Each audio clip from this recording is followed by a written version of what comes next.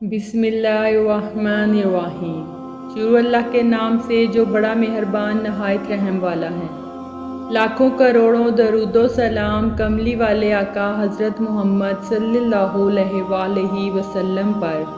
आज की इस वीडियो में हजूर अकरम सल्लल्लाहु अलैहि वसल्लम की हलवत नशीनी, नज़ूल वही और इसके बाद के वाक़यात बयान करेंगे। जूँ रसूलुल्लाह सल्लल्लाहु अलैहि वसल्लम की उम्र मुबारक 40 साल के करीब पहुँच रही थी। इलान नबूवत का वक़्त करीब आ रहा था। चनाचे सैयदा सदीक़ा रज़ियल्लाहु तआला अन्हा की रवायत के मुताबिक आपको हलवत और तन्हाई महबूब बना दी गई और गारे हिरा में जाकर हलवत फरमाते। हज़रत उम्र बिन इब्न शर्जील रवायत फरमाते हैं कि आप सल्लल्लाहु अलैहि वसल्लम ने हज़रत खदीजा रज़ियल्लाहु तआला अन्हा से फरमाया, जब मैं तन्हाई में जाकर बैठता हूँ तो मुझे आवाज़ सुनाई देती है, ए मोहम्मद, ए मोहम्मद। एक रवायत में यूँ है, मुझे एक नूर नज़र आता है जो जागने की हालत में नज़र आता है और एक आवाज़ सुनाई देती है, मुझे डर है अल्लाह की कसम इसके नतीजे में मैं कहीं कोई बात ना पेश आ जाए। ये सुनकर हज़रत खदीजा रज़ियल्लाहु तआला अन्हा ने आपको तसल्ली देते हुए अर्ज़ किया, हरगिज़ नहीं, अल्लाह ताला आपके साथ हरगिज़ ऐसा नहीं करेगा, क्योंकि अल्लाह की कसम आप अमानत अदा करने वाले हैं, रिश्तेदारों की खबरगिरी करने वाले हैं और हमेशा सच कहने वाले हैं। आपके अहलाक बहुत शरीफाना हैं, लिहाजा शैतान आप तक हरगिज़ नहीं पहुँच सकता। हज़रत खदीजा रज़ियल्लाहु तआला अन्हा ने आप सल्लल्लाहु अलैहि वसल्लम में जो ऊंची सिफ़ात और उम्दा अहलाक देखे थे, इन्हीं की पेश नज़र ये बात फरमाई कि आपके साथ जो कुछ भी पेश आएगा वो खैर और भलाई हो सकती है, क्योंकि जिस शख्स में ये खूबियाँ मौजूद हों इसको अच्छी जज़ा ही मिलती है। इसके बाद अल्लाह ताला ने रसूलुल्लाह सल्लल्लाहु अलैहि वसल्लम के दिल में तन्हाई और हलवत नशीनी का शौक़ पैदा फरमा दिया।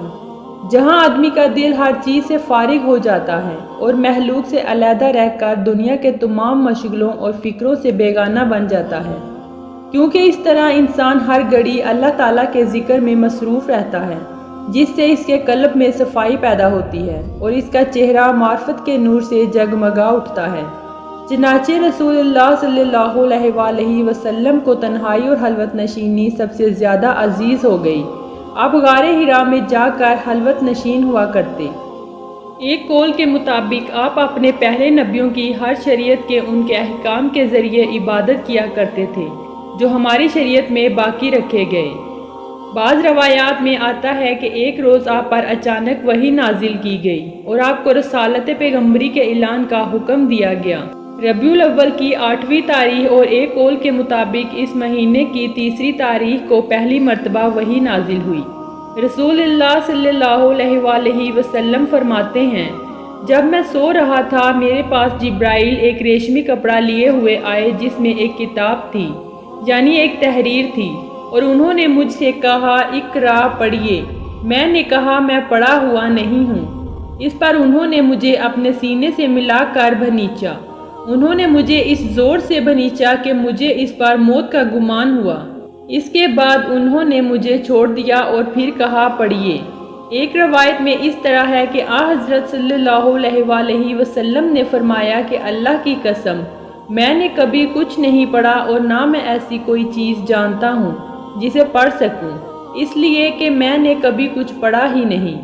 इस पर जिब्राइल अलैहिस्सलाम ने फरमाया, अपने रब का नाम लेकर पढ़, जिसने महलूकात को पैदा किया, जिसने इंसान को खून के लोथड़े से पैदा किया।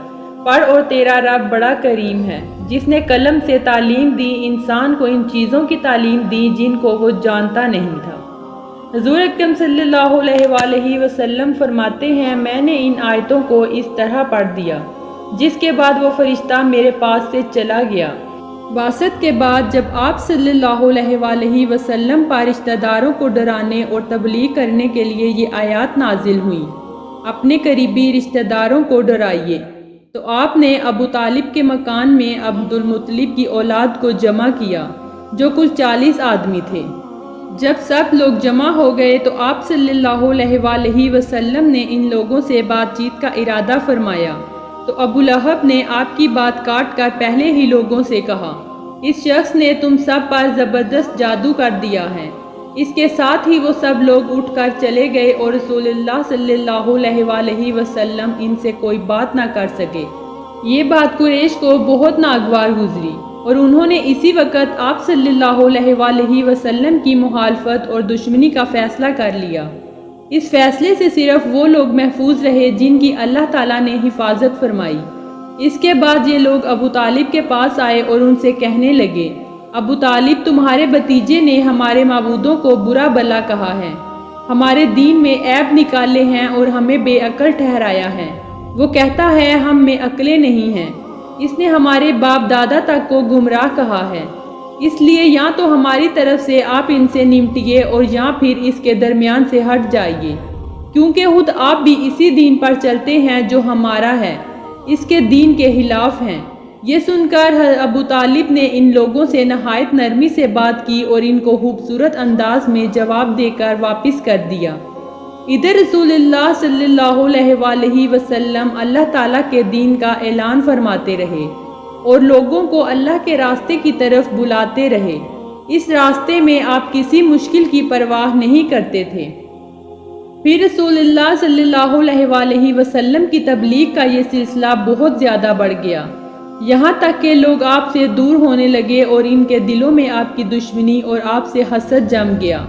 پھر قریش کے درمیان آپس میں ہر وقت آپ صلی اللہ علیہ وآلہ وسلم کا ہی چرچا ہونے لگا اور لوگ ایک دوسرے سے بڑھ کر آپ سے دشمنی، عداوت اور قتل و قتال کے منصوبے بنانے لگے، یہاں تک کہ سوچنے لگے کہ آپ کا مقاطع یعنی بائیکاٹ کیا جائے۔ اس کے بعد یہ لوگ پھر دوسری مرتبہ جناب ابو طالب کے پاس پہنچے اور ان سے کہا، اے ابو طالب، ہمارے درمیان آپ بڑے قابل عزت اور بلند مرتبہ آدمی ہیں۔ ہم نے آپ سے درخواست کی تھی کہ آپ اپنے بھتیجے کو روکیے، مگر آپ نے اس کو کچھ نہیں کہا۔ ہم لوگ خدا کی قسم یہ برداشت نہیں کر سکتے کہ ہمارے باپ دادا کو گالیاں دی جائیں، ہمیں بے عقل کہا جائے اور ہمارے معبودوں میں عیب ڈالے جائیں۔ یہ کہہ کر وہ لوگ وہاں سے واپس ہو گئے۔ جناب ابو طالب کو اپنی قوم کے اس غصے اور رسول اللہ صلی اللہ علیہ وآلہ وسلم کے ساتھ ان کی دشمنی کی وجہ سے بہت فکر ہو گئی۔ وہ اس کو پسند نہیں کر سکتے تھے کہ کوئی شخص بھی آپ صلی اللہ علیہ وآلہ وسلم کو رسوا کرنے کی کوشش کرے۔ اس لیے انہوں نے رسول اللہ صلی اللہ علیہ وآلہ وسلم سے بات کی اور کہا، بھتیجے، تمہاری قوم کے لوگ میرے پاس آئے تھے اور انہوں نے مجھے ایسا ایسا کہا، اس لیے اپنے اور میرے اوپر رحم کرو اور مجھ پر ایسا بوجھ نہ ڈالو جسے برداشت کرنے کی طاقت مجھ میں نہ ہو۔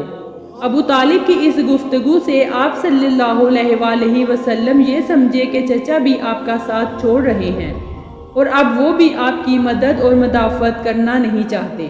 اس لیے آپ صلی اللہ علیہ وآلہ وسلم نے فرمایا، چچا جان، اللہ کی قسم، اگر یہ لوگ میرے دائیں ہاتھ پر سورج اور بائیں ہاتھ میں چاند رکھ کر بھی مجھ سے یہ کہیں کہ میں اس معاملے کو چھوڑ دوں تو بھی میں ہرگز ایسا نہیں کروں گا۔ اتنا کہہ کر آپ صلی اللہ علیہ وآلہ وسلم کی آواز بھر گئی اور آپ کی آنکھوں میں آنسو چھلک آئے۔ اس کے بعد آپ صلی اللہ علیہ وآلہ وسلم اٹھ کر جانے لگے۔ اچانک ابو طالب نے آپ کو پکارا اور کہا، بھتیجے ادھر آؤ۔ آپ واپس آئے تو ابو طالب نے کہا، جاؤ بھتیجے، جو دل چاہے کہو، اللہ کی قسم میں تمہیں کسی حال میں بھی نہیں چھوڑ سکتا۔